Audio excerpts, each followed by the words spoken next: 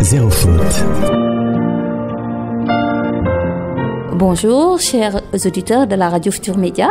C'est Aminata Marisso, journaliste à la télévision Futur Média. Souvenir dans Zéro faute.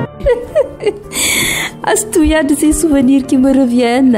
L'école primaire, c'était à Chartol. C'était en classe de CI, si je me rappelle bien. Donc, ce jour-là, j'ai passé une soirée assez compliquée avec mon grand frère parce que j'avais du mal à identifier de peu ne me révèle de peu. Donc, C'était chaud. Très chaud même. C'est comme si c'était aujourd'hui. Chandeysan, ma chère maman, c'était dans sa chambre avec le grand frère qui tenait la cravache à côté. Donc, j'ai perdu quelques cheveux parce que c'était compliqué. Donc, le bâton sur la tête.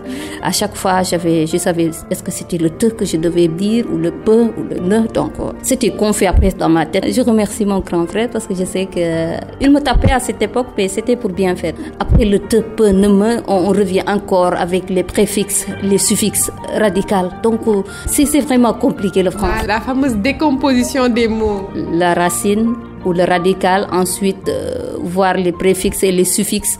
Donc, c'est assez chaud, mais bon. Maintenant, Amina, pour un petit rappel, vous allez nous permettre de comprendre et de fixer aussi, nous, à notre niveau, le sens des préfixes et des suffixes. Les préfixes, ce sont des éléments placés au début d'un mot pour former un nouveau mot. Et pour le suffixe? Le suffixe, on nous dit que c'est le contraire d'un préfixe. Il se place à la fin d'un mot, c'est-à-dire le radical. Alors, un mot qui illustre bien ces deux définitions, Aminata? Anticonstitutionnellement. Un mot que les élèves aiment bien. Aiment bien.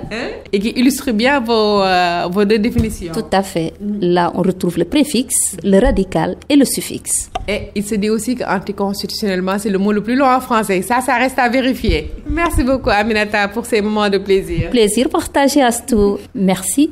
C'était Zéro faute, le temps des vacances, à vos anciens cahiers. Allez, tous les parents, tous les adultes, à vos anciens cahiers.